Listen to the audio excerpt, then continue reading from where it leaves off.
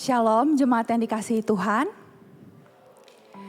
Sebelum ibadah kita dimulai, marilah kita sejenak menenangkan hati kita di hadapan Allah. Biarlah dalam keheningan ini kita memberi ruang bagi Roh Kudus untuk mempersiapkan batin kita serta menata pikiran kita. Mari sama-sama kita tinggalkan sejenak segala kesibukan kita, lalu memusatkan perhatian kita sepenuhnya kepada Tuhan yang akan kita sama-sama sembah hari ini. Mari sama-sama kita masuk ke dalam saat teduh.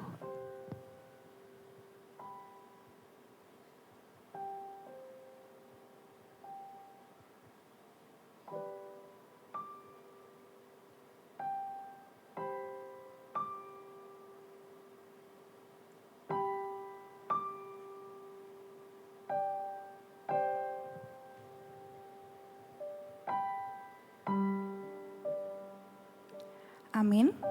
Bapak Ibu Saudara, saya undang untuk bangkit berdiri. Mazmur 29 ayatnya yang pertama sampai yang kedua menjadi ayat panggilan beribadah kepada kita yang mengatakan Mazmur Daud kepada Tuhan, hai penghuni sorgawi, kepada Tuhan sajalah kemuliaan dan kekuatan. Berilah kepada Tuhan kemuliaan namanya. Sujudlah kepada Tuhan dengan berhiaskan kekudusan. Ya Bapak Ibu Saudara, sepanjang bulan Juni ini kita akan bersama-sama merenungkan satu tema besar, yaitu menyatu dalam tubuh Kristus. Melalui tema ini kita diajak untuk melihat kembali bahwa gereja bukan sekedar kumpulan orang percaya yang beribadah di satu tempat yang sama. Melainkan kita adalah satu tubuh yang dipersatukan oleh Kristus, di mana Kristus menjadi kepalanya. Karena itu dengan satu hati dan satu tujuan, mari kita bersama-sama menaikkan pujian kita kepada Dia, Raja yang termulia. Mari kita angkat penghormatan kita sebab Dialah sumber kesatuan kita. Dialah kepala gereja. Dan Dialah yang layak menerima segala pujian dan hormat kita. Mari Bapak Ibu Saudara kita mau menyembah Tuhan.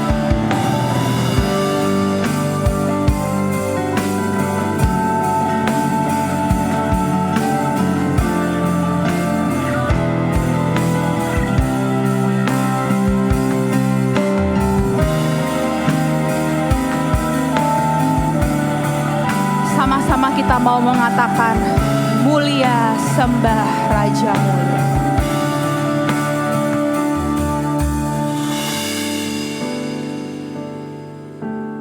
Mulia sembah Raja mulia. Bagi Puji hormat dan kuasa.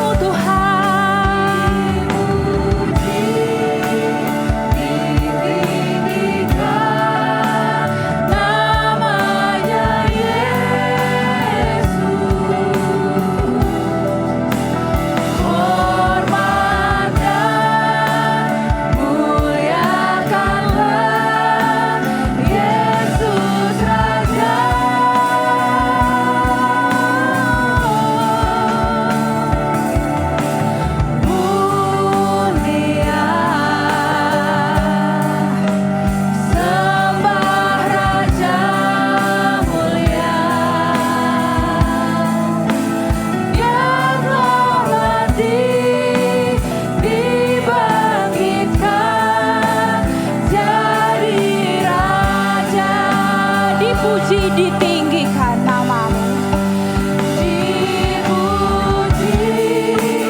ditinggikan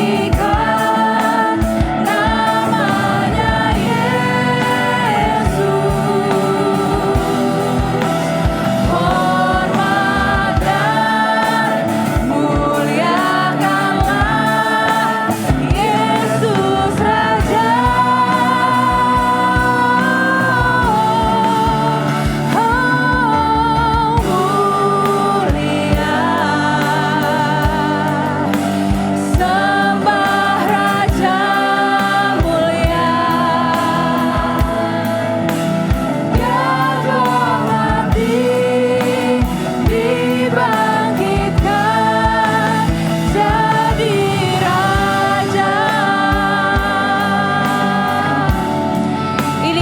Kami ya Tuhan. Benar Bapak Ibu Saudara, bahwa Dia adalah Raja segala raja. Dia yang termulia. Oleh karena itu, sekali lagi kita mau datang ke hadapan Tuhan. Kita mau menaikkan pujian kita, sebab Dia yang layak menerima segala pujian kita.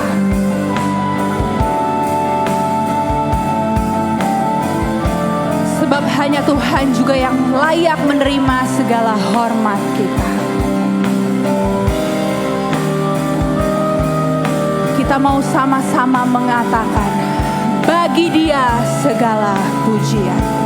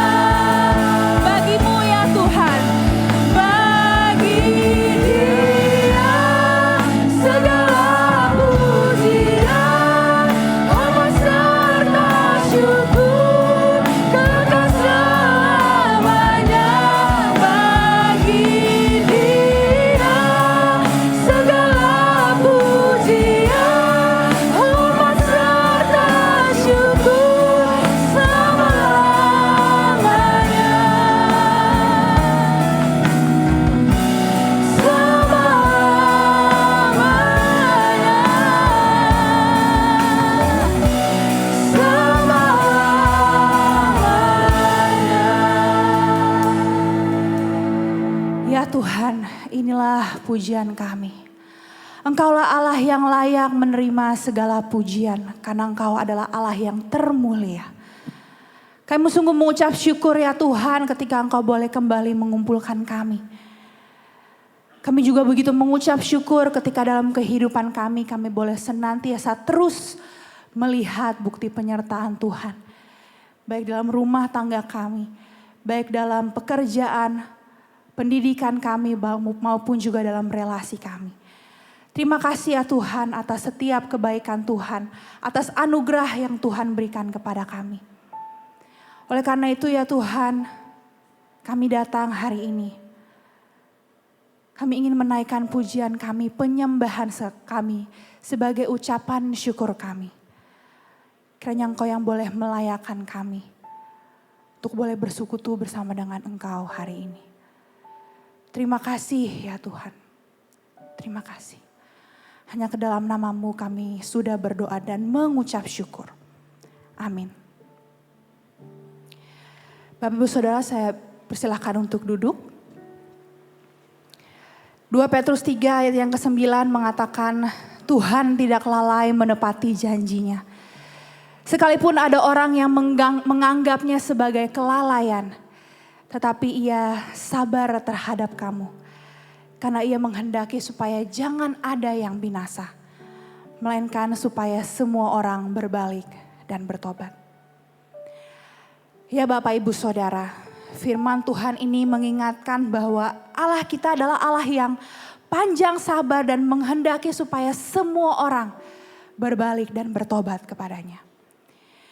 Di tengah kesadaran akan dosa dan kelemahan kita, marilah kita memandang hanya kepada Kristus. Dialah yang telah membuktikan kasih-Nya yang begitu besar itu melalui pengorbanannya di atas kayu salib. Dan hanya di dalam Dia kita menemukan jawaban, harapan serta jalan untuk kembali kepada Bapa. Kiranya lewat nyanyian yang akan sama-sama kita nyanyikan ini boleh menjadi doa pertobatan kita. Sekaligus pengakuan bahwa hidup kita sepenuhnya hanya bergantung kepada Tuhan.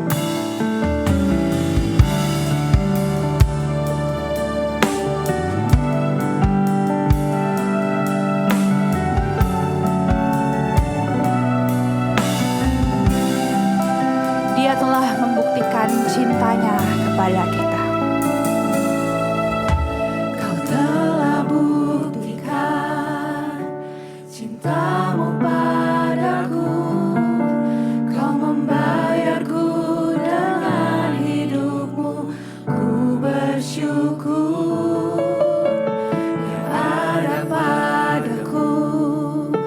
Semuanya milikmu. Ku persembahkan seluruh hidupku di mezbahmu. Hanya Kau yang menjadi tempat jawaban. Hanya Kau tempatku berharap. Berjalan bersamamu ku takkan goyah. Sebab tangan kasih-Mu tersedia bagiku. Selamanya Kau ku cinta. Mari sekali lagi kita katakan, Kau telah buktikan cinta-Mu. Kau telah buktikan cinta-Mu padaku. Kau membayarku dengan hidupmu. Ku bersyukur yang ada padaku. Semuanya milikmu. Ku persembahkan seluruh hidupku di mezbahmu. Hanya Kau yang menjadi tempat jawaban. Hanya Kau tempatku berharap. Berjalan bersamamu ku takkan goyah. Sebab tangan kasih-Mu tersedia bagiku. Selamanya Kau. Bapak Ibu Saudara, saya undang untuk bangkit berdiri. Hanya Kau yang menjadi tempat jawaban. Hanya Kau tempatku berharap. Berjalan bersamamu ku takkan goyah. Sebab tangan kasih-Mu tersedia bagiku. Selamanya Kau ku cinta. Sebab tangan kasih-Mu tersedia bagiku. Selamanya Kau ku cinta.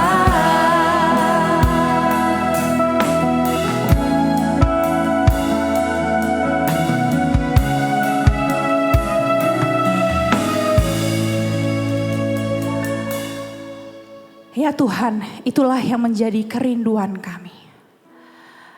Bahwa sepanjang kehidupan kami mau terus mencintai Tuhan. Tapi apakah dalam keseharian kami Engkau sungguh-sungguh mendapati kami? Kami benar-benar mencintai Engkau. Atau ternyata kami masih sering kali lebih mencintai ego kami sendiri. Kami lebih mencintai apa yang menurut diri kami baik, apa yang menurut diri kami nyaman. Ya Tuhan, kami sungguh tidak layak untuk datang hari ini ke hadapan Tuhan. Karena Engkau kembali menemukan kami gagal memiliki kasih kepadamu. Biarlah ya Bapa, lewat persekutuan kami hari ini, lewat pujian yang sudah kami naikkan, kami kembali diingatkan akan kasih Tuhan yang lebih besar dari setiap pelanggaran kami. Dan Engkau terus rindu untuk bersekutu dan berelasi dengan kami. Oleh karena itu ya Tuhan, hari ini kami datang membawa kegagalan kami, membawa dosa-dosa kami. Biarlah Engkau yang boleh memulihkan kami. Engkau yang boleh mengampuni kami dengan kasih-Mu yang begitu besar. Dengan darah-Mu yang tercurah di atas kayu salib itu. Sehingga hari ini kami sungguh benar-benar dikuduskan dan disucikan untuk bersekutu dengan Tuhan. Dan terlebih lagi untuk mendengar firman Tuhan, dan Engkau yang boleh menolong kami untuk juga melakukannya dalam kehidupan kami. Terima kasih ya Tuhan untuk pengampunan-Mu. Terima kasih untuk kasih-Mu. Terima kasih untuk pengorbanan-Mu. Ini yang segenap permohonan kami ya Tuhan. Hanya ke dalam nama-Mu kami sudah berdoa. Amin. Bapak Ibu Saudara, Kisah Para Rasul 13 ayat yang ke-38 sampai 39 mengatakan, jadi ketahuilah hai saudara-saudara, oleh karena Dialah maka diberitakan kepada kamu pengampunan dosa. Dan di dalam Dialah setiap orang yang percaya memperoleh pembebasan dari segala dosa yang tidak dapat kamu peroleh dari hukum Musa. Sebagai respons atas anugerah Tuhan, marilah kita bersyukur kepadanya yang menjadi menara yang teguh, kota benteng perlindungan, serta gunung batu keselamatan bagi umatnya. Nama Yesus adalah nama yang berkuasa, yang mengalahkan segala kuasa lain. Nama Yesus juga adalah nama yang membebaskan kita dan meneguhkan langkah kita. Karena itu dengan penuh keyakinan marilah kita memuji Dia. Sebab di dalam namanya ada kuasa yang memelihara.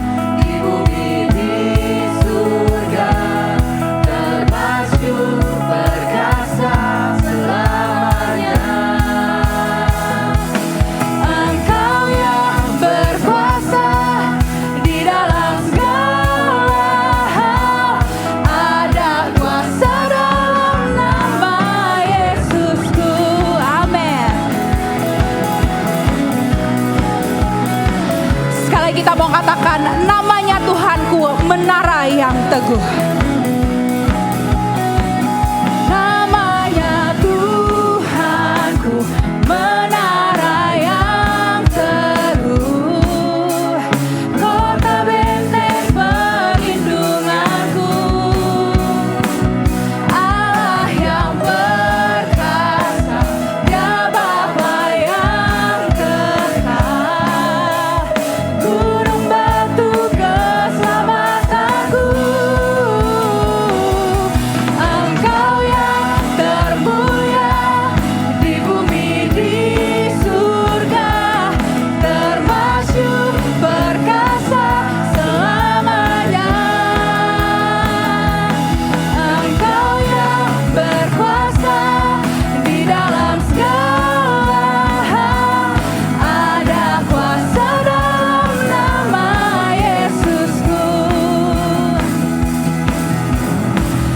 ya Bapak Ibu Saudara, nama Tuhan yang termasyur di muka bumi ini. Sebab karena Dia telah membebaskan kita. Sama-sama kita mau katakan, nama di atas segala nama, nama yang telah membebaskanku. Segala kuasa tunduk pada nama itu, Yesus Tuhan segala Tuhan. Nama di atas segala nama, nama yang telah membebaskanku. Segala kuasa tunduk pada nama itu, Yesus Tuhan segala Tuhan. Engkau yang termulia, Engkau yang termulia di bumi di surga, termasyur perkasa selamanya. Engkau yang berkuasa di dalam segala hal, ada kuasa dalam nama Yesusku. Ada kuasa dalam nama Yesusku. Ada kuasa dalam nama Yesusku.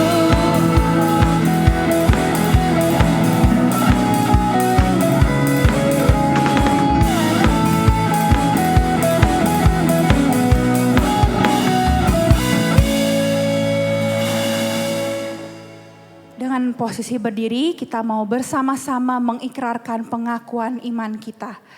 Mari sama-sama kita mempersiapkan hati kita dan mari kita mengatakan pengakuan iman rasuli. Pengakuan iman rasuli.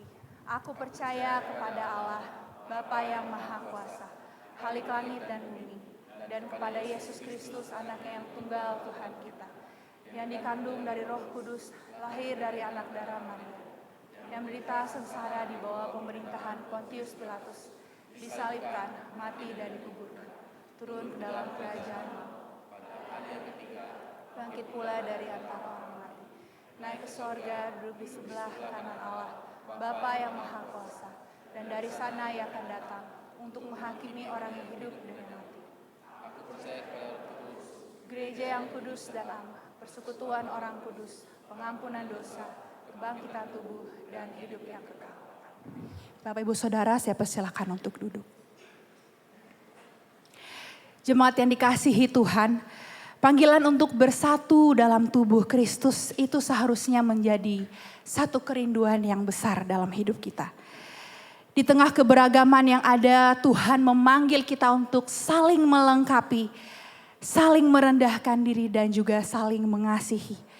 Supaya dunia dapat melihat kasih Kristus melalui kehidupan kita. Karena itu marilah kita mau membawa kerinduan kita untuk belajar firman Tuhan. Dan juga untuk bersatu dalam Kristus. Dengan mengangkat satu pujian, jadikan kami satu.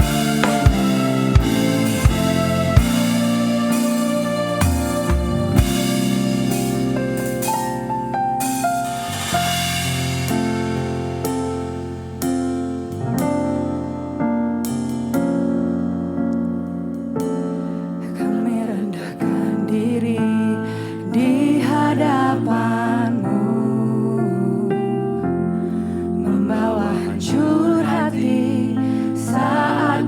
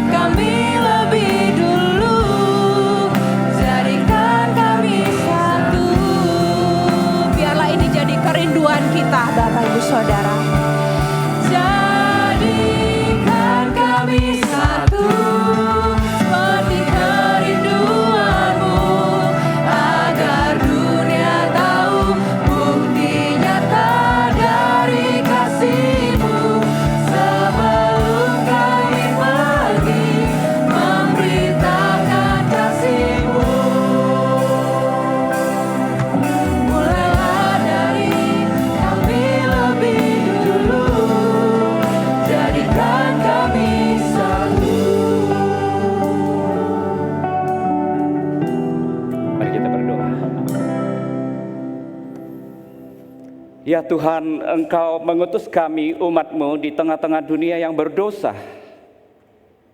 untuk kami boleh memberitakan kasih-Mu kepada mereka yang masih tersesat. Tetapi bagaimanakah kami bisa menjadi saksi-Mu ya Tuhan, kalau Engkau tidak mempersatukan kami sebagai satu tubuh Kristus? Karena itu Tuhan, kami datang merendahkan diri di hadapan-Mu. Dengan kesungguhan hati kami mohon, jadikanlah kami satu. Jadikanlah kami satu, agar kami bergandengan tangan melakukan misi Tuhan, mengabarkan Injil kepada orang-orang yang masih hidup dalam kegelapan dosa. Tuhan, inilah seruan kami. Kami menyerahkan setiap diri kami dalam tangan kasih-Mu. Kalau sebentar kami akan belajar kebenaran firman, biarlah Tuhan Engkau yang boleh siapkan hati kami. Dan Tuhan, urapi hamba-Mu yang terbatas ini, biar dapat menyampaikan kebenaran firman Tuhan dengan benar dan baik. Dan firman itu boleh menguatkan kami lagi. Firman-Mu itu boleh mempersatukan kami lagi. Dan firman itu boleh menyadarkan kami bahwa kami walaupun berbeda, kami satu dan kami sama-sama berharga di mata Tuhan. Terpuji nama-Mu, hanya di dalam nama Tuhan Yesus Kristus kami berdoa dan bersyukur. Amin. Selamat pagi Bapak Ibu yang terkasih dalam kasih Tuhan, Shalom. Sangat senang sekali kalau hari ini boleh beribadah bersama dengan Bapak Ibu saudara sekalian. Dan saya sangat berterima kasih kepada Guru Injil Denianto sebagai gembala kita di tempat ini bersama dengan rekan-rekan hamba Tuhan dan pengurus yang memberikan kesempatan bagi saya untuk menyampaikan firman Tuhan ya pagi ini, baik di KU1, KU2, dan nanti kita juga akan siapkan hati untuk menerima perjamuan kudus setelah khotbah nanti. Saya membawa salam dari gembala sidang kita, Pendeta Rikotan, dan seluruh majelis GKI Greenfield bagi kita sekalian. Nah, Bapak Ibu yang terkasih dalam kasih Tuhan, hari ini tema kita adalah satu tubuh banyak anggota. Satu bagian firman Tuhan yang diberikan kepada saya untuk dibahas pagi ini adalah dari 1 Korintus pasal yang ke-12 ayat 12 sampai ayat yang ke-27. Saya ingin mengajak kita membaca bersama-sama bagian ini secara bergantian. Saya membaca ayat yang ke-12, Bapak Ibu Saudara membaca ayat yang ke-13 terusnya sampai selesai.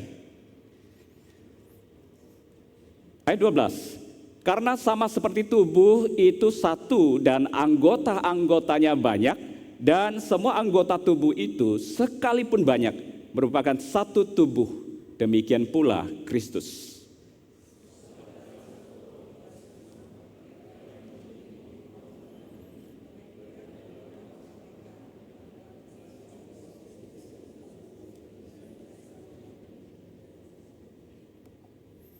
Karena tubuh juga tidak terdiri dari satu anggota, tetapi atas banyak anggota.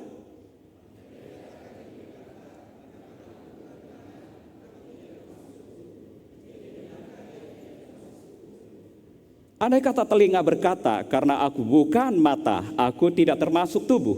Jadi benarkah ia tidak termasuk tubuh?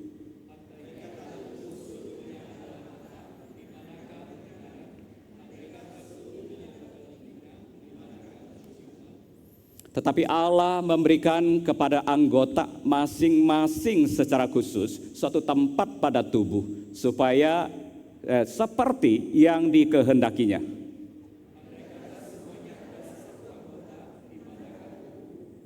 Memang ada banyak anggota, tetapi hanya satu tubuh.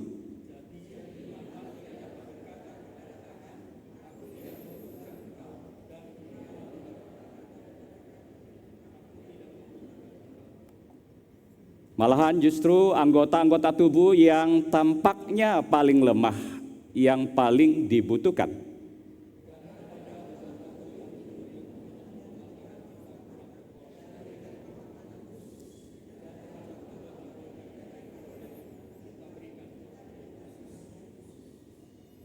Hal itu tidak dibutuhkan oleh anggota-anggota kita yang layak diperhatikan.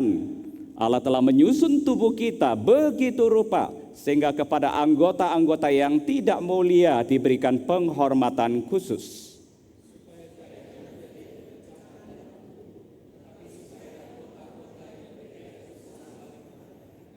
Karena itu, jika satu anggota menderita, semua anggota turut menderita. Jika satu anggota dihormati, semua anggota turut bersuka cita.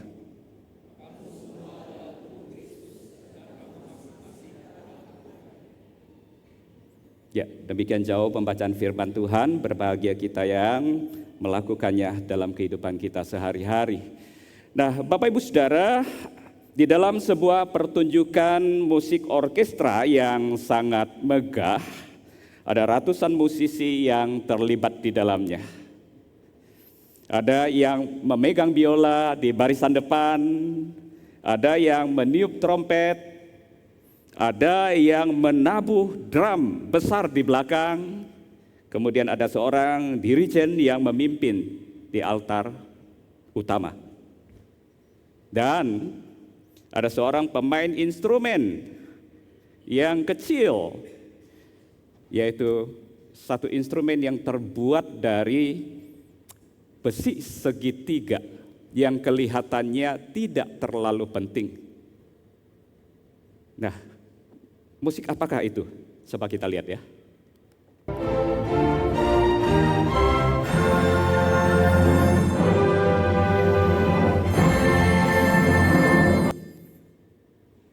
Ya, triangle. Ini adalah sebuah alat musik yang kecil sekali yang berbentuk segitiga yang dimainkan dengan dipukulkan melalui tongkat yang kecil.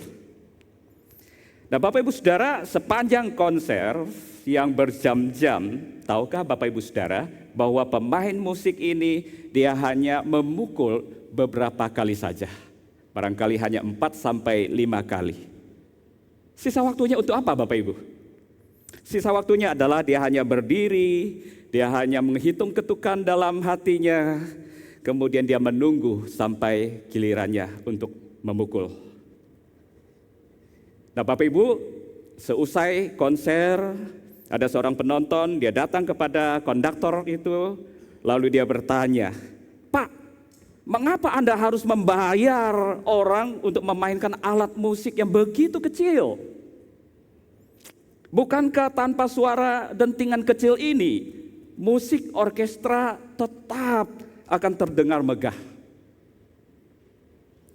Lalu sang konduktor itu dia tersenyum kepada orang ini dan dia menjawab, "Bagi telinga kaum awam, mungkin kedengarannya sama, tidak ada bedanya. Tetapi bagi saya, seorang pencipta arrangement, satu ketukan ting itu sangat-sangat berarti. Kalau suara itu hilang, maka itu akan membuat seluruh keindahan dari simfoni itu akan menjadi cacat dan tak sempurna." Konduktor itu kemudian berkata, "Di dalam orkestra ini tidak ada alat musik yang terlalu kecil untuk dianggap tidak penting." Bapak Ibu Saudara, inilah gambaran kehidupan gereja yang beragam anggotanya. Kalau kita melihat di ruang ini saja, mungkin kita akan menemukan kita begitu beragam, ya. Ada dari suku Tionghoa, ada dari suku Dayak, ada dari suku Nias, dari suku apa lagi? Batak, Jawa, dan seterusnya. Kita beragam, ini bicara suku. Status sosial ekonomi kita juga mungkin beragam. Bapak Ibu Saudara, Rasul Paulus dia memberikan satu gambaran tentang bagaimana kesatuan di tengah jemaat itu yang beragam itu harus terjaga dengan baik dengan menggunakan satu gambaran tentang tubuh atau anggota tubuh kita, manusia.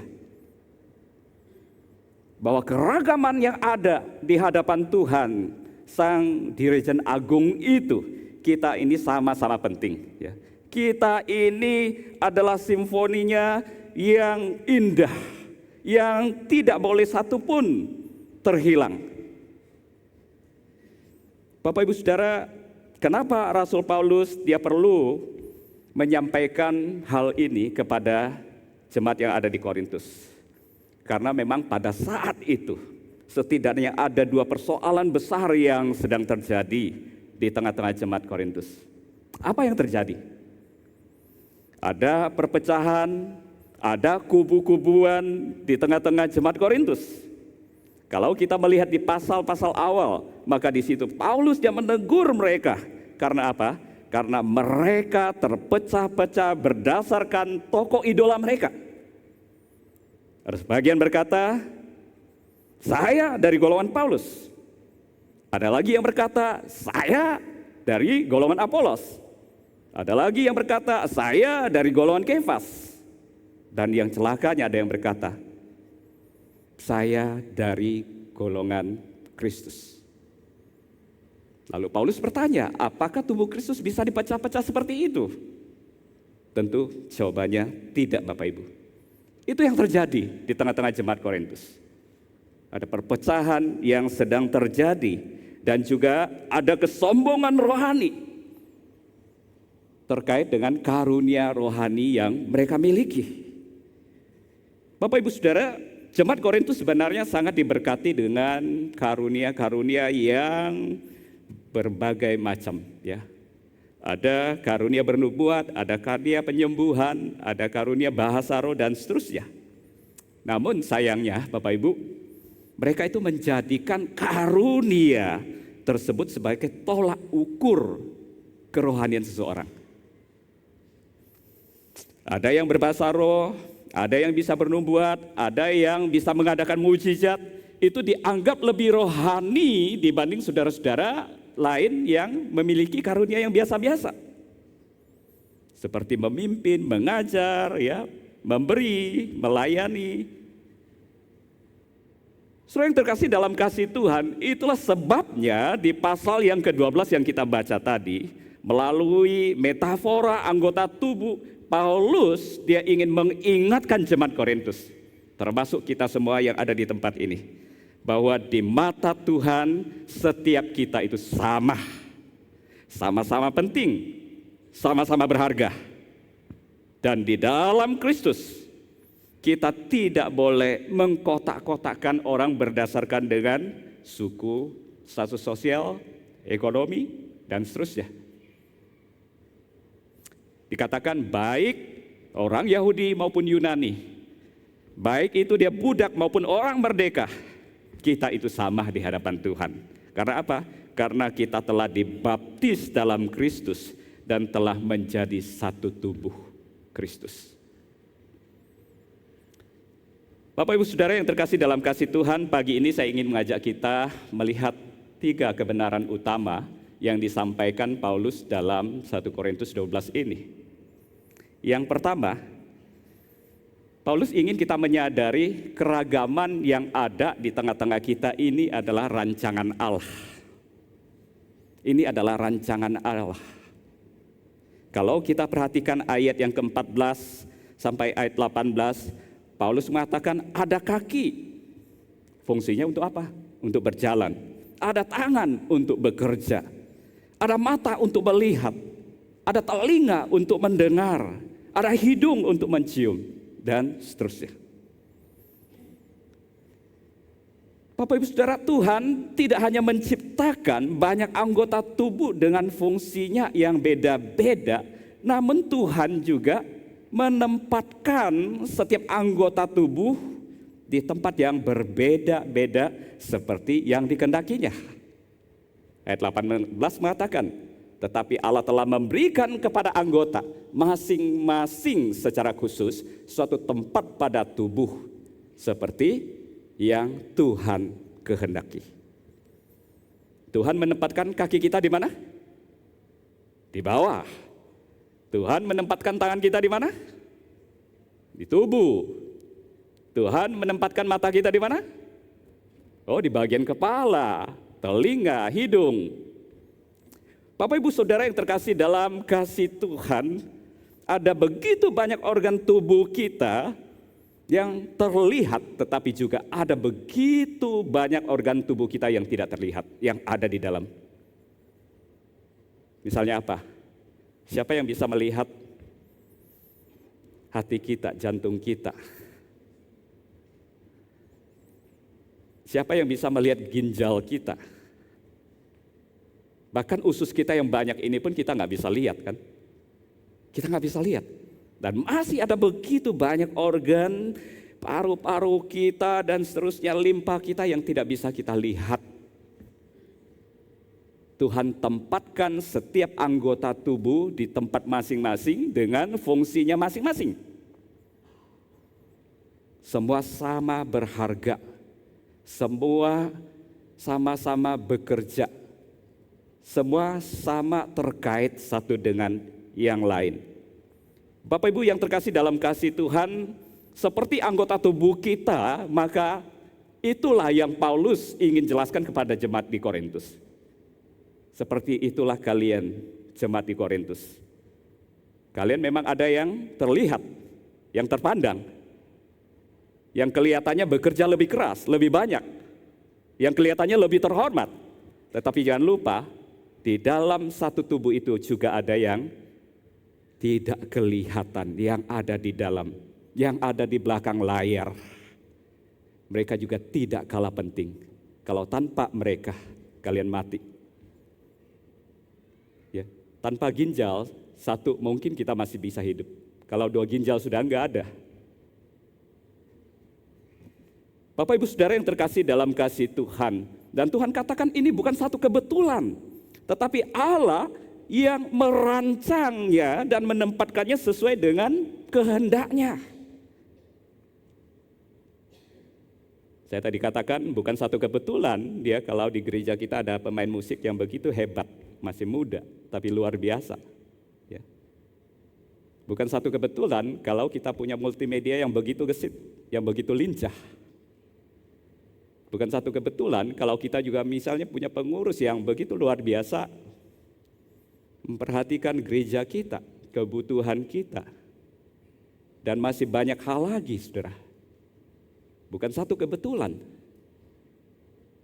Tuhan sudah merancang semua. Tuhan mengirimkan Bapak Ibu semua ada di tempat ini, di dalam satu kesatuan tubuh Kristus. Untuk apa? Untuk kita saling memperlengkapi, sehingga kita menjadi satu tubuh yang betul-betul bisa menjalankan apa yang Tuhan telah tugaskan bagi kita. Paulus mengingatkan kepada kita ini bukan satu kebetulan.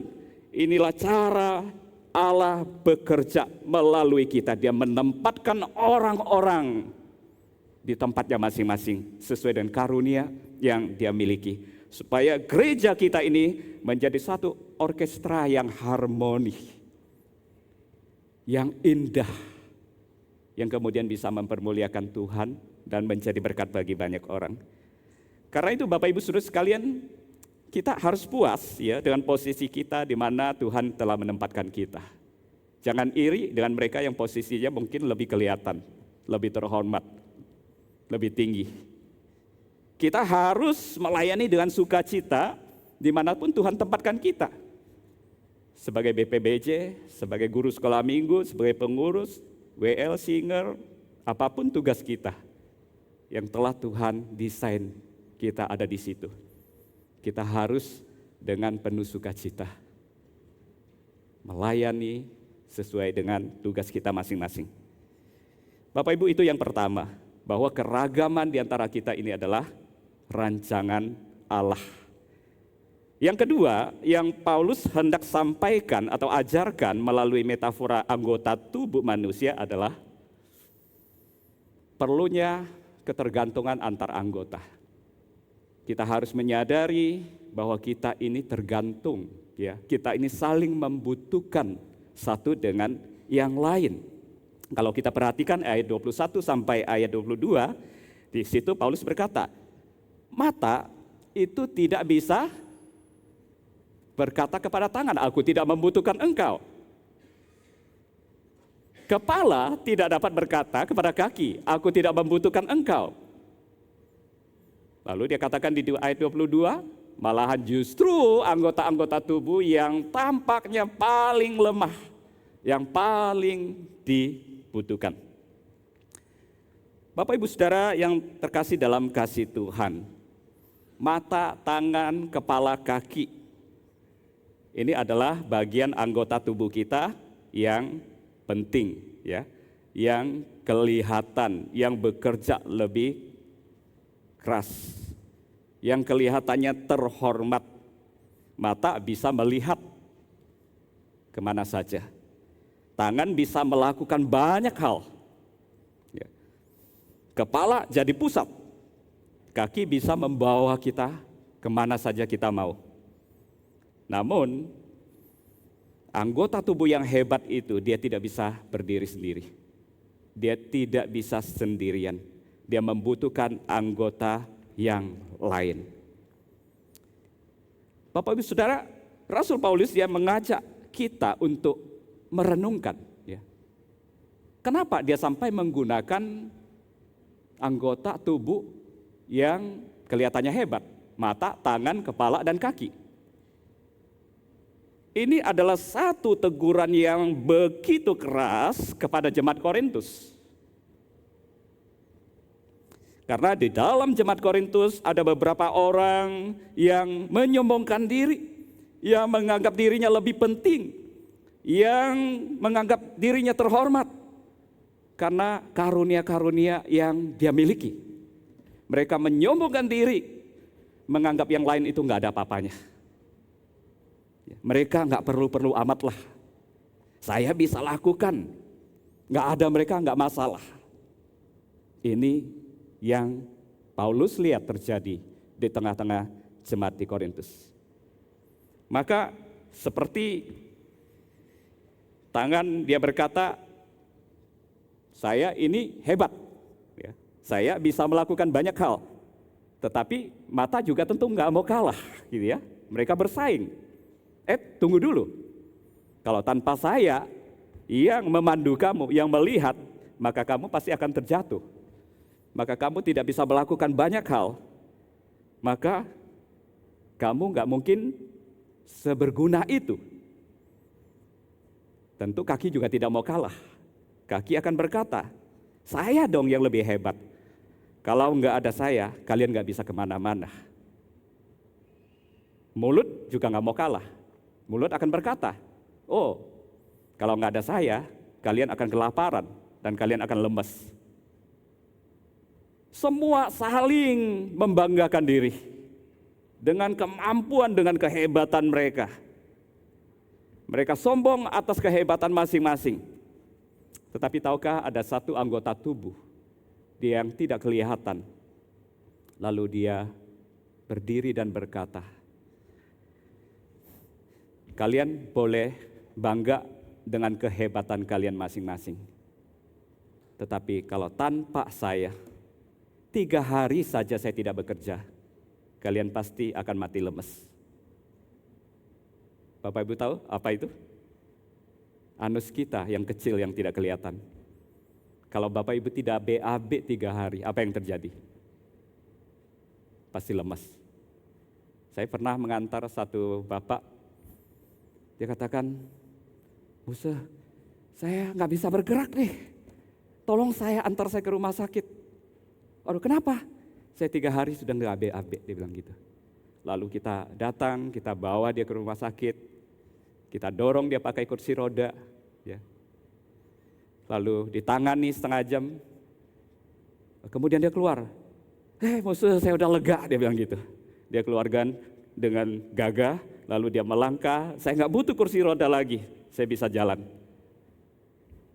Karena yang selama ini nyumbat semua sudah dikeluarkan dan dia jadi lega.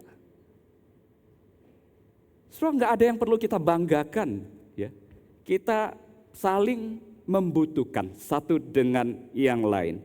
Kita saling bergantungan.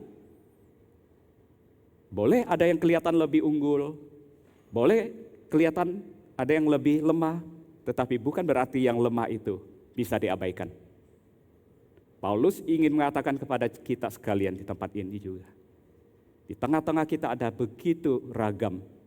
Tetapi mari kita ingat bahwa kita ini saling membutuhkan satu dengan yang lain. Bapak Ibu yang terkasih dalam kasih Tuhan, John Calvin dia mengatakan, kalau kita menjadi orang yang sombong, kita harus hati-hati. Kenapa? Karena kesombongan adalah penyakit utama dalam komunitas gereja. Ketika satu anggota merasa tidak membutuhkan yang lain, mereka sedang merusak tatanan yang diciptakan Tuhan. Tidak ada seorang pun yang memiliki seluruh karunia, karena Tuhan sengaja membaginya agar manusia itu dipaksa untuk apa? Untuk bersosialisasi dan untuk bekerja sama. Itulah sebabnya Bapak Ibu kita harus sadar bahwa kita ini tidak bisa berjalan sendiri. Kita saling membutuhkan satu dengan yang lain. Termasuk kita membutuhkan mereka yang bekerja di belakang layar, mereka yang bekerja yang memastikan kalau ruang ibadah ini tetap bersih untuk kita bisa ibadah dengan nyaman, mereka yang antar jemput kita. Tidak ada satupun yang tidak penting. Semua sangat penting. Sama seperti di rumah sakit yang besar. Di rumah sakit yang besar ada dokter, ada begitu banyak dokter yang hebat, yang bisa melakukan operasi yang besar. Tetapi juga ada petugas kebersihan yang memegang peranan penting, yang mencegah infeksi bakteri yang bisa membahayakan nyawa pasien. Siapapun dia, Rasul Paulus katakan, kita saling bergantungan, kita saling membutuhkan, kita sama-sama penting untuk melakukan pekerjaan Tuhan. Di mata Tuhan, apapun peran kita, jika dikerjakan dengan setia, maka akan memberikan dampak besar agar kesatuan gereja terjaga dan Kristus dimuliakan. Karena itu Bapak Ibu yang terkasih dalam kasih Tuhan, biarlah di tengah keragaman kita yang ada di tempat ini, kita terus ingat bahwa kita ini satu tubuh Kristus yang saling membutuhkan satu dengan yang lain. Dan yang terakhir Bapak Ibu Saudara, Rasul Paulus dia ingin kita menyadari pentingnya kepedulian yang nyata antar anggota. Bukan hanya sekedar omon-omon ya katanya, tetapi ini adalah sebuah kepedulian yang nyata. Di bagian ini Paulus mengatakan supaya jangan terjadi perpecahan dalam tubuh, tetapi supaya anggota-anggota yang berbeda-beda itu saling memperhatikan. Kenapa? Paulus ingin kita tetap utuh. Jangan sampai terjadi perpecahan. Bapak Ibu Saudara, kesatuan adalah anugerah yang sudah Tuhan kerjakan di atas kayu salib. Kita tidak lagi diberi tugas untuk membuat kesatuan itu. Tetapi tugas kita sekarang adalah bagaimana kita memelihara kesatuan yang ada di tengah-tengah kita. Bagaimana caranya? Ayat yang ke-26 itu berkata, jika satu anggota menderita, semua anggota turut menderita. Jika satu anggota dihormati, semua anggota turut bersuka cita. Saya ingin tanya kepada Bapak Ibu Saudara, lebih mudah mana? Menderita bersama dengan yang menderita atau bersuka cita dengan mereka yang bersuka cita? Lebih mudah mana Bapak Ibu? Jujur mungkin kita akan berkata, lebih mudah menangis bersama mereka yang menangis daripada tertawa tulus bersama dengan orang-orang yang bahagia. Itu gak gampang. Betul Bapak Ibu? Karena apa? Karena banyak orang melihat orang lain diberkati, melihat orang lain sukses, melihat orang lain naik pangkat, melihat orang lain berhasil, maka ada satu penyakit yang sangat bahaya dalam hatinya, yang kerap kali muncul, yaitu apa? Iri hati. Maka Rasul Paulus juga berkata, hati-hati dengan yang namanya iri hati. Kita lebih gampang, Bapak Ibu Saudara, menangis bersama dengan saudara kita yang menangis. Kita lebih gampang peduli dengan mereka, mendengarkan curhat mereka. Tetapi sulit bagi banyak orang ketika melihat saudaranya berhasil. Turut bangga, turut bersuka cita, turut bahagia. Karena iri hati yang ada di dalam dirinya. Maka ketika Paulus berkata, satu anggota tubuh menderita, yang lain harus turut menderita. Satu anggota dihormati, yang lain harus bersuka cita. Ini adalah satu cara di mana kita mematikan benih iri hati di dalam hidup kita. Ini adalah satu cara bagaimana kita meruntuhkan masa bodoh kita kepada saudara kita yang lemah. Kerap kali kita berkata, peduli amat sama dia. Dia mau susah kek, dia mau menderita kek, itu urusan dia. Kerap kali kita sebagai gereja, ya ngapain kita gereja urusan dia? Gereja bukan badan sosial, benar gereja kita bukan badan sosial. Tetapi Tuhan menempatkan ada saudara kita yang lemah. Dan disitulah Tuhan ingin kita ambil bagian di dalamnya. Tuhan ingin kita menunjukkan satu kepedulian yang nyata, yang bukan hanya omon-omon. Apalagi ngomongnya di mimbar. Ya. Bapak Ibu Saudara yang terkasih dalam kasih Tuhan, sebagai penutup saya ingin menyampaikan satu kisah. Yaitu tentang sebuah desa di Eropa. Ya. Ini gambarnya sih bukan Eropa Bapak Ibu ya. Mungkin kelihatan seperti di kampung di mana gitu ya, di Anjungan atau di mana gitu ya. Nah, Bapak Ibu, di kampung ini terdapat sebuah gereja kuno yang memiliki patung Yesus Kristus dari marmer yang sangat indah di halaman depannya. Nah, saat Perang Dunia Kedua terjadi, bom jatuh dan menghancurkan sebagian daripada rumah-rumah yang ada, termasuk patung Tuhan Yesus. Itu hancur, berantakan. Namun seusai perang, para penduduk desa, terutama jemaat di gereja itu, mereka bergontong royong, mengumpulkan pecahan patung tersebut, lalu mereka berusaha untuk menyatukannya kembali. Tetapi di tengah-tengah usaha mereka itu, mereka menghadapi satu masalah besar. Apa masalahnya? Yaitu mereka tidak lagi menemukan kedua tangan Tuhan Yesus karena sudah begitu hancur dan jadi debu. Lalu ada seorang pemahat lokal, dia menawarkan diri. Pak, Bu, bagaimana kalau saya yang buatkan tangan Yesus supaya patungnya ini terlihat tetap utuh. Tetapi pengurus gereja, jemaat gereja, setelah mereka rapat, mereka putuskan dan mereka membawa satu keputusan yang mengejutkan, yaitu mereka berkata tidak.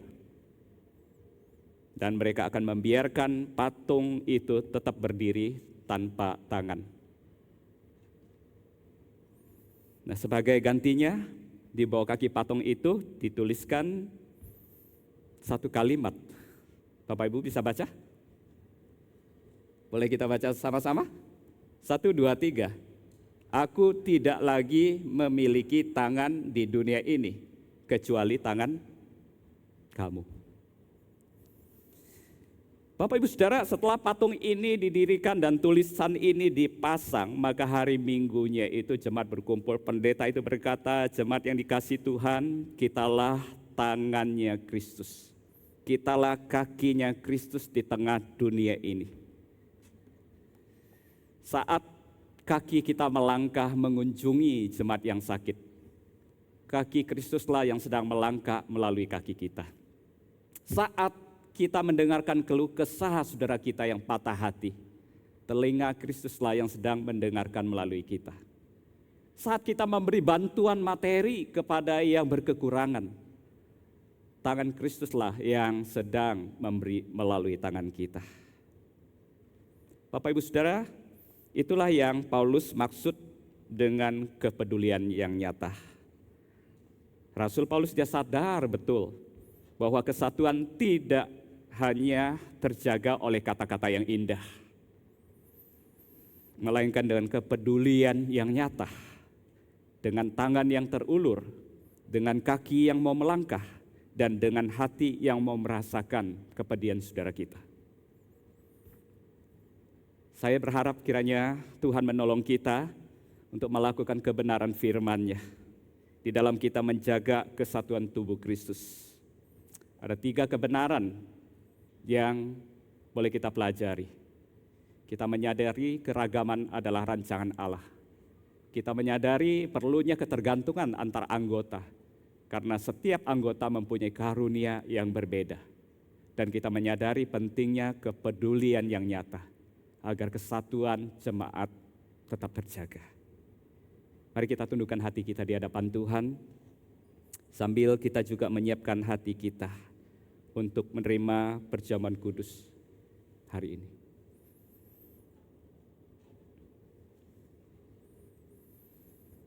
Ya Tuhan, kami berterima kasih untuk kebenaran firman Tuhan yang boleh menolong kami, bagaimana kami harus hidup di tengah-tengah jemaat yang begitu majemuk.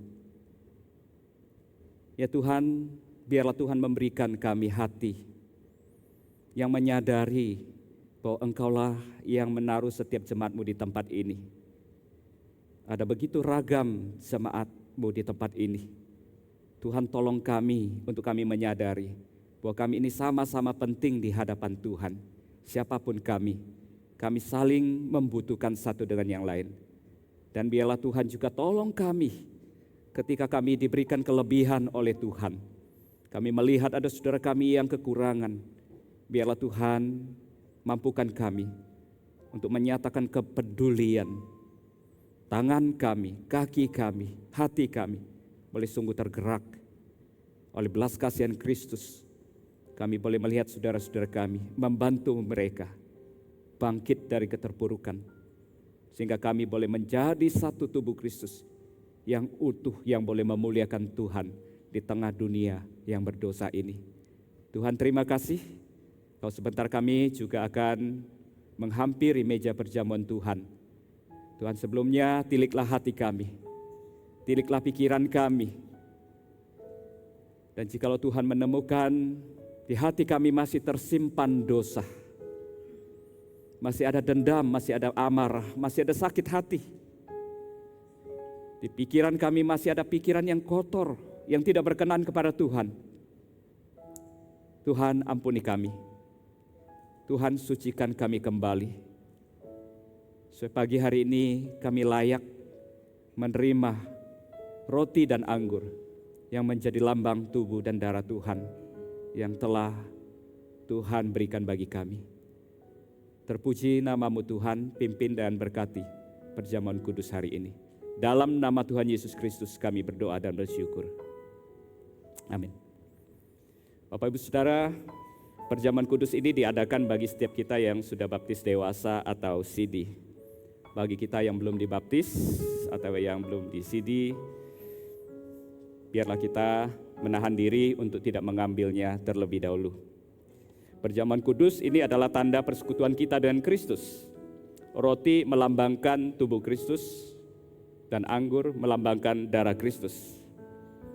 Tetapi pada waktu kita menerimanya dengan iman, maka Tuhan itu menjanjikan berkat-berkat rohani dicurahkan bagi kita yang boleh menguatkan kita untuk kita mengikut Tuhan seumur hidup kita. Perjamuan kudus juga mengingatkan kepada kita bahwa kita ini adalah satu tubuh Kristus yang tidak boleh dikotak-kotakkan, yang tidak boleh terpecah belah, karena kita sudah dibaptis di dalam satu nama, yaitu Yesus Kristus. Mari kita melakukan perjamuan kudus ini dengan rasa syukur, dengan rasa hormat di hadapan Tuhan. Kita naikkan pujian, bawalah aku Tuhan dekat salib-Mu. Biar ini boleh menjadi doa kita di hadapan Tuhan.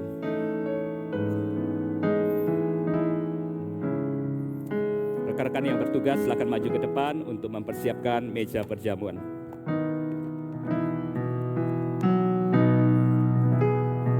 Bawalah aku, Yesus, dekat ke salib-Mu,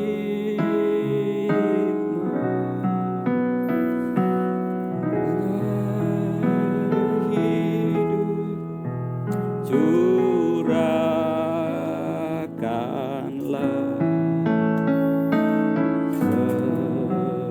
segarkan jiwaku.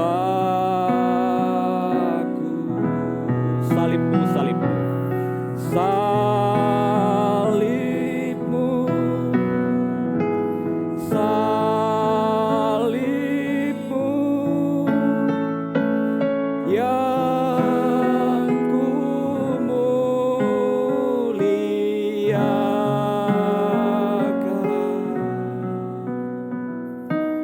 hingga dalam surga kelak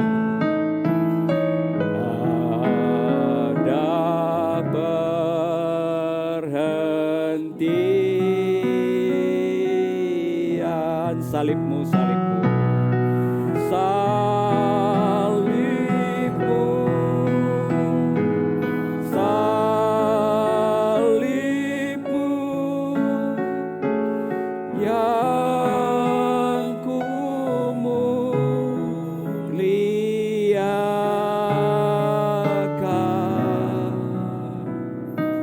hingga dalam surga kelak ada perhentian.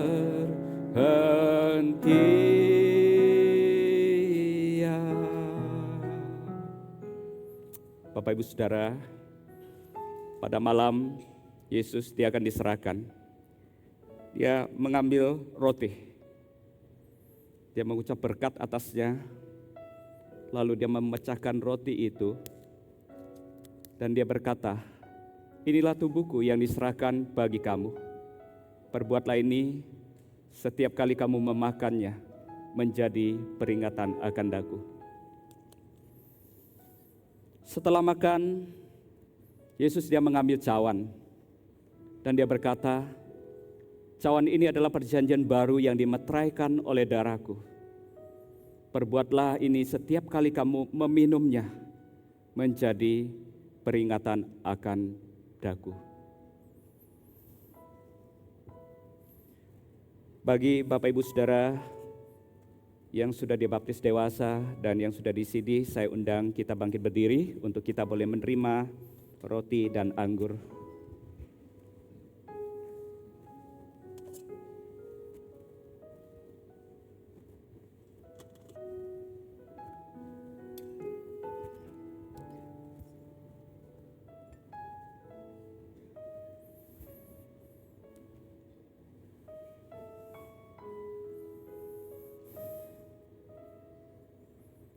Saudara dapat duduk kembali jika saudara sudah menerima roti dan anggur, dan gunakanlah waktu untuk berdoa di hadapan Tuhan. Pandanglah salib Kristus, di mana disitulah kasih yang besar itu dinyatakan. Ia rela memberikan nyawa, ia rela darahnya yang kudus itu tertumpah. Dia rela menanggung derita sengsara demi mengasihi saya dan saudara. Bersyukurlah dengan tulus di hadapan Tuhan, dan biarlah di momen perjamuan kudus ini kita tidak hanya mengenang betapa Tuhan menderita, tetapi kita mau komitmen, Tuhan, aku yang telah Engkau selamatkan, aku mau hidup bagi Tuhan. Aku mau jaga keutuhan gereja di mana Tuhan tempatkan aku di sana.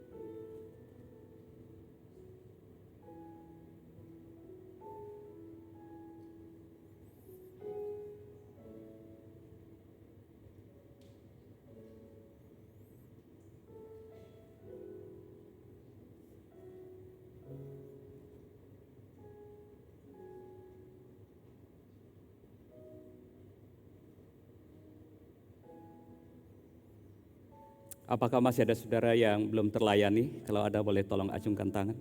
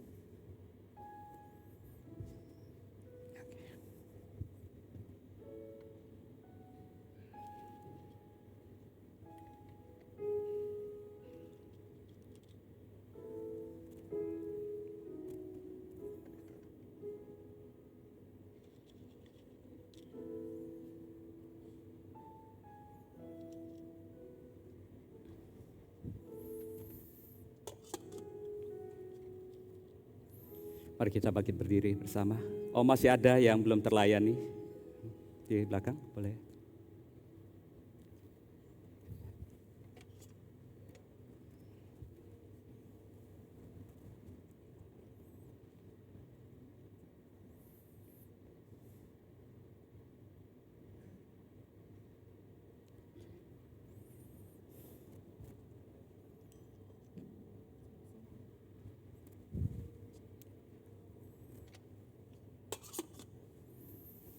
Mari kita angkat roti di tangan kanan kita dan kita sama-sama menerima dengan ucapan syukur, dengan iman yang teguh di hadapan Tuhan, bahwa Tuhan Dia telah menyerahkan tubuhnya untuk menyelamatkan kita. Mari kita makan bersama.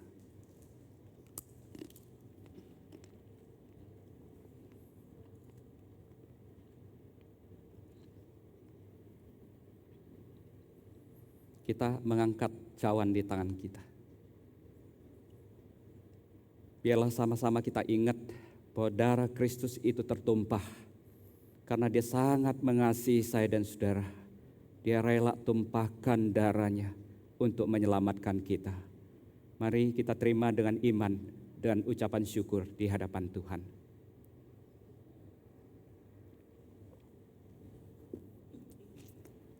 Contoh Tona akan pimpin kita dalam doa.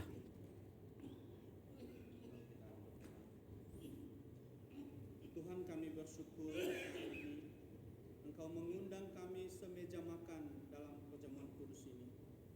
Melalui roti dan anggur yang kami makan dan kami minum, mengingatkan kami ya Tuhan akan pengorbanan-Mu, akan kasih-Mu yang besar yang Engkau telah nyatakan kepada setiap kami.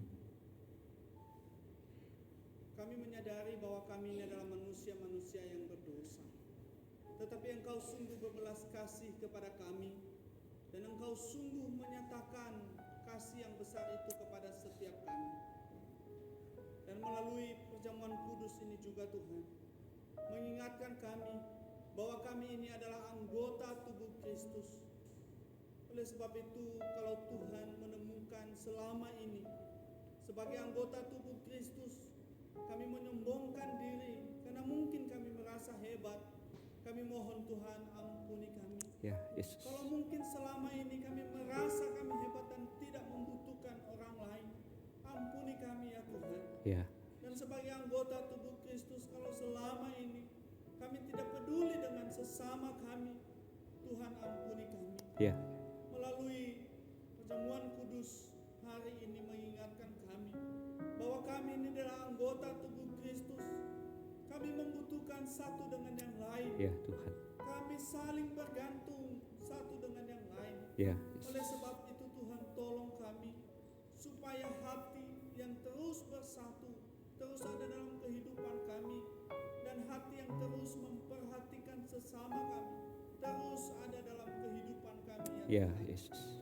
Dan biarlah melalui perjamuan kudus ini juga mengingatkan kami Tuhan bahwa kasih karunia yang Tuhan sudah berikan keselamatan yang Tuhan sudah anugerahkan kepada kami, biarlah itu tidak hanya berhenti pada diri kami, tetapi kami siap untuk menjadi saksi Kristus, untuk juga menyatakan, menceritakan tentang pengorbanan, tentang kasih karunia kepada orang lain.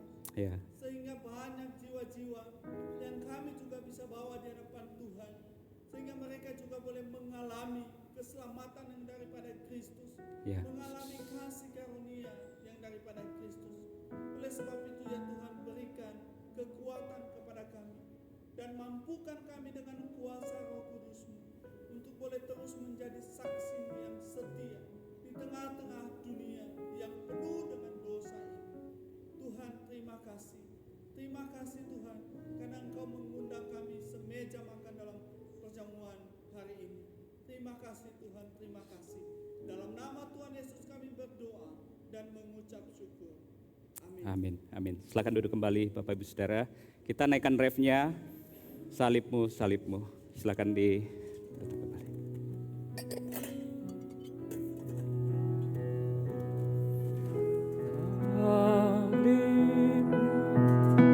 Refnya saja.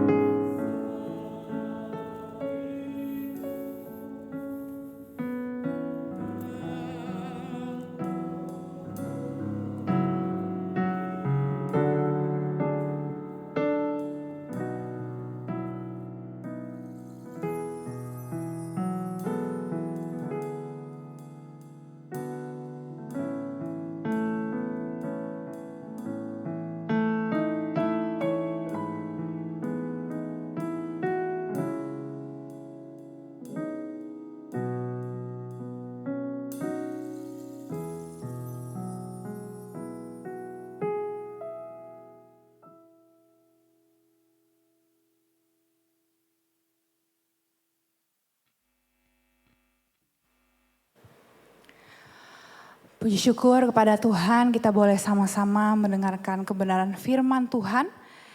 Dan biarlah Bapak Ibu Saudara, firman Tuhan yang kita dengarkan hari ini bukan hanya selesai ketika Bapak Ibu Saudara berada di tempat ini, tapi boleh kita bawa pulang dan juga kita lakukan dalam kehidupan kita.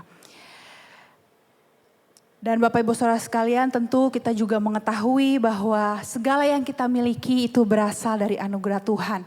Dan karena itu kita mau mempersembahkan apa yang terbaik sebagai ungkapan syukur kita kepada Tuhan.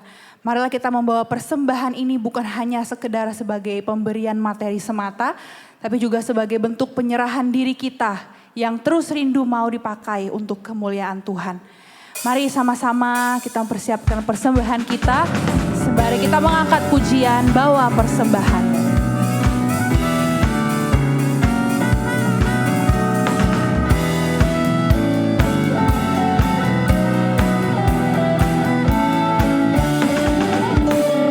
Bawa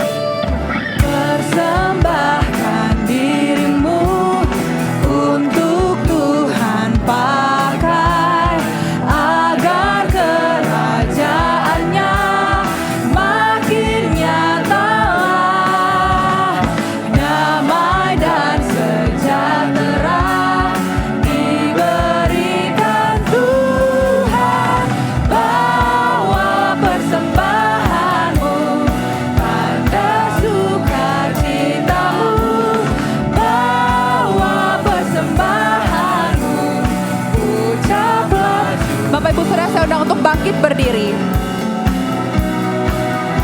Mari sama-sama kita katakan, bawa persembahanmu. Bawa persembahanmu dalam rumah Tuhan. Dengan rela hatimu, janganlah jemu. Bawa persembahanmu, bawa dengan suka. Bawa persembahanmu, tanda sukacitamu. Bawa persembahanmu, ucaplah syukur. Bawa persembahanmu, bawa persembahanmu, tanda sukacitamu. Bawa persembahanmu, ucaplah syukur.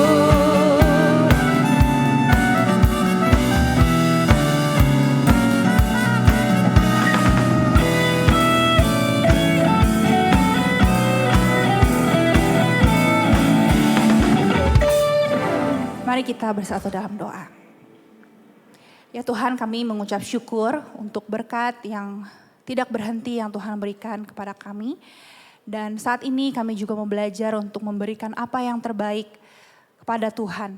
Dan biarlah ya Bapa, lewat persembahan ini, setiap pekerjaan Tuhan di tempat ini boleh sungguh dinyatakan. Tuhan juga yang boleh memberkati tangan-tangan yang akan mengelolanya. Dan Tuhan juga yang boleh memberkati tangan-tangan yang sudah memberi maupun yang belum sempat memberi.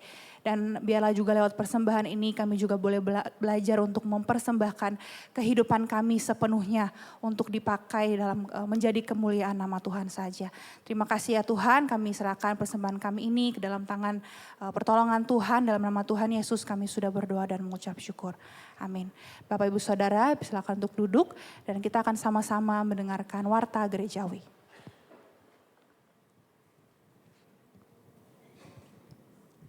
Shalom Bapak Ibu Saudara. Shalom. Kita bersyukur kepada Tuhan hari ini boleh sama-sama kita beribadah kepada Tuhan. Kiranya Tuhan yang boleh dipermuliakan. Mewakili akan jemaat dan pengurus mengucapkan terima kasih kepada Pendeta Paulus. Terima kasih Muse boleh melayani kami ya dari hari Sabtu kemarin ya. Kemudian Minggu kau 1 kau 2 boleh melayani kami. Kiranya Tuhan terus pakai di dalam seluruh rencana-rencana dan pelayanan. Saudara-saudara, apakah di tengah-tengah kita ada jemaat yang pertama kali hadir? Kalau ada boleh bangkit berdiri supaya kami boleh kenal. Ada? Iya. Selamat datang. Ini adalah dokter dari Surukam. Sangat senang sekali hari ini boleh sama-sama beribadah di tempat ini. Kami menyambut dengan sukacita. Saudara-saudara, apa masih ada saudara? Tidak ada ya, ada jemaat yang setia ya. Ada beberapa warta yang kita perhatikan bersama-sama, saudara. Kita akan lihat video yang minggu lalu sudah diputer.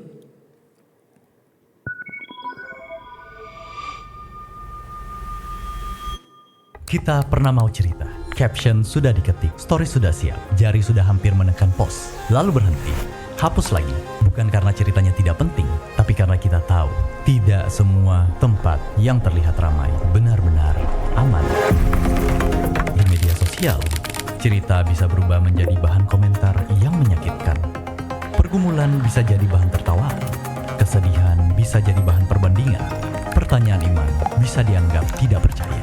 Luka bisa disalahpahami oleh orang yang bahkan tidak peduli dengan kita. Jadi kita belajar menahan semuanya, yang capek, yang bingung, yang sakit, yang sebenarnya butuh didengar. Akhirnya memendam semuanya sendiri, sampai pelan-pelan kita jadi ahli, terlihat baik-baik saja. Padahal tidak, kita butuh ruang. Kita butuh ruang cerita bisa disambut, di mana kita bisa jujur, tanpa harus terlihat kuat dulu, di mana pergumulan tidak dipakai untuk mengukur iman seseorang, di mana orang datang bukan untuk menilai, tapi untuk mendengar.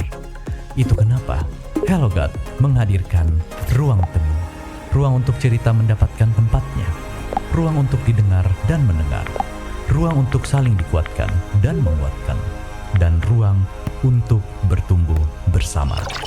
Ruang temu di Hello God. Saudara-saudara, Hello God ini atau aplikasi Hello God ini sudah bertahun-tahun dibangun oleh GKY. Tujuannya untuk menjawab tantangan di dunia digital. Saudara yang tidak mudah, kita tahu saudara. Nah, Hello God ini hadir untuk boleh menolong, untuk menjadi tempat di mana saudara-saudara kalau punya pergumulan, punya kerinduan, mau sharing saudara di situ kita bisa lihat ada renungan, kemudian ada tempat atau ada konten tentang pertumbuhan kerohanian dan sebagainya saudara. Saudara-saudara yang rindu untuk boleh semakin mengenal dan boleh bertumbuh di dalam Tuhan, saudara, ini menjadi satu hal yang sangat baik, satu aplikasi yang baik, saudara bisa upload dan download maksudnya, dan bisa pakai ini untuk boleh membangun kehidupan pribadi bersama dengan Tuhan. Ini adalah satu momen yang baik dan memang ini di setting saudara untuk menjawab tantangan dunia sekarang. Saudara, banyak anak muda yang jago sekali pakai media ini dan tidak terlepas kita yang juga sudah senior, saudara usia tinggi, saudara juga bisa upload ini untuk bisa menolong kita semakin mengenal, semakin bertumbuh di dalam Tuhan. Kemudian saudara-saudara mengingatkan kembali bagi Bapak Ibu Saudara yang punya anak ya atau cucu yang masih dalam usia sekolah minggu, sangat mendorong ya untuk boleh hadir dalam 2 acara yang diadakan oleh gereja kita tanggal 1 sampai tanggal 4 Juli.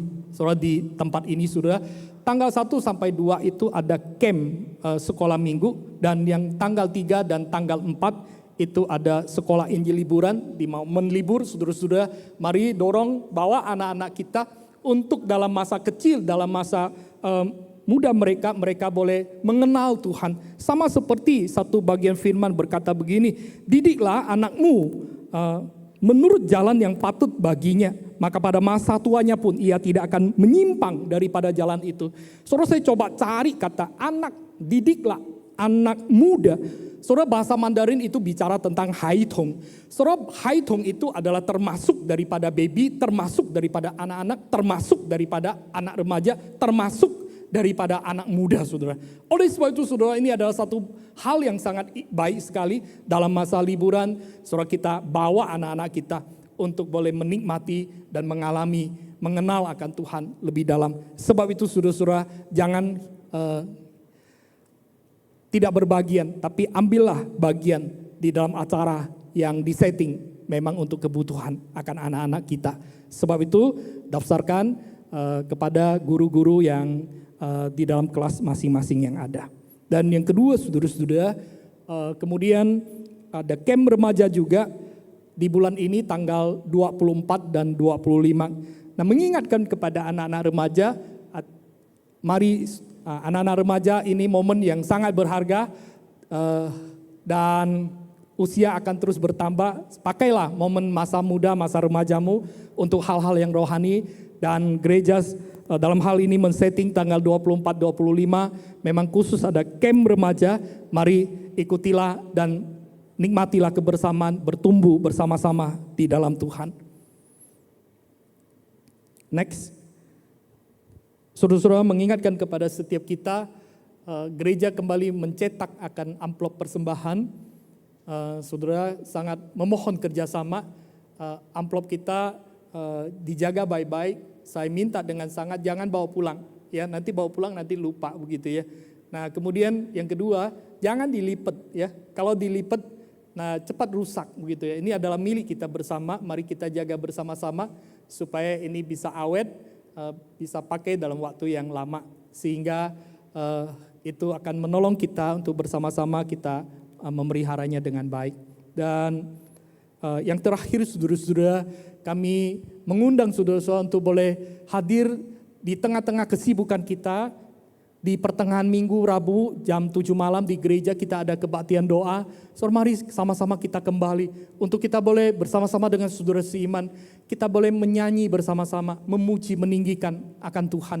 Kita juga boleh bersama-sama kita menaikkan doa-doa syafaat, kita bahkan menaikkan pergumulan-pergumulan kita di hadapan Tuhan, dan firman Tuhan juga boleh menolong, menyegarkan kembali kita untuk membuat kita untuk kembali kepada jalan Tuhan. Saudara, kita kembali belajar tentang seri buah roh, memasuki akan buah roh yang kedua, yaitu tentang sukacita. Dan bagian ini penginjil Tona akan men-sharingkannya. Mari sama-sama doakan dan hadirilah, Tuhan Yesus memberkati. Mari sama-sama saya ajak kita bangkit berdiri. Saudara-saudara, sebelum kita kembali ke tempat kita masing-masing. Saudara, kita sebagai tubuh Kristus, saudara-saudara. Walaupun kita banyak, tapi kita adalah satu. Kalau kita adalah satu, saudara, maka berikanlah salam yang paling hangat. Berikanlah senyum yang paling manis kepada kiri, depan belakang kita, saudara. Mari saudara kita salam satu dengan yang lain.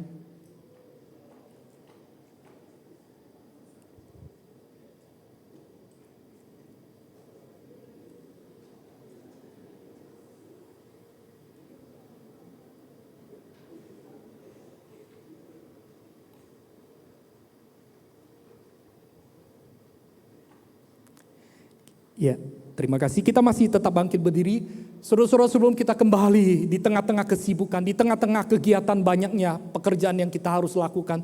Saudara-saudara, dengarkanlah akan berita firman Tuhan yang akan menolong kita, meneguhkan hati kita, sehingga kita boleh berjalan bersama dengan firman, dengan Tuhan. Saudara-saudara, firman Tuhan mengatakan demikian. Akhirnya saudara-saudaraku, berdirilah, bersukacitalah, usahakanlah dirimu supaya sempurna. Terimalah segala nasihatku, sehati sepikirlah kamu dan hiduplah dalam damai sejahtera. Maka Allah sumber kasih dan damai sejahtera akan menyertai kamu. Amin. Kita naikkan doksologi, doa berkat dipimpin oleh Pendeta Paulus. Puji Allah Bapa, Putra,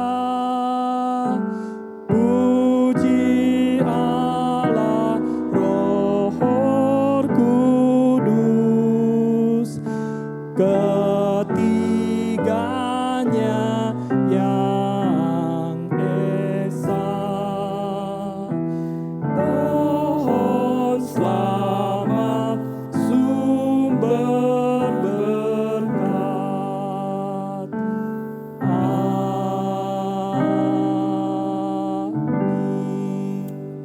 Jemaat yang dikasihi Tuhan, arahkanlah hatimu kepada Tuhan dan terimalah berkat daripadanya.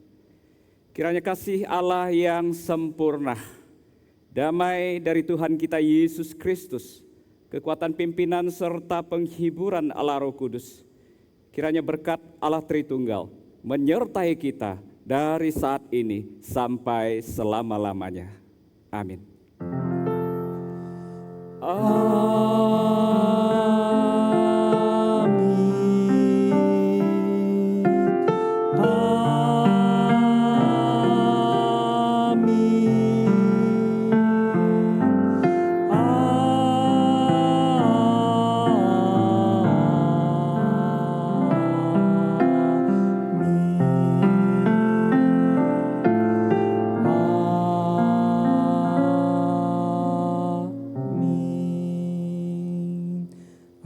Silakan duduk, ambil doa teduh, ibadah kita selesai, Tuhan Yesus memberkati.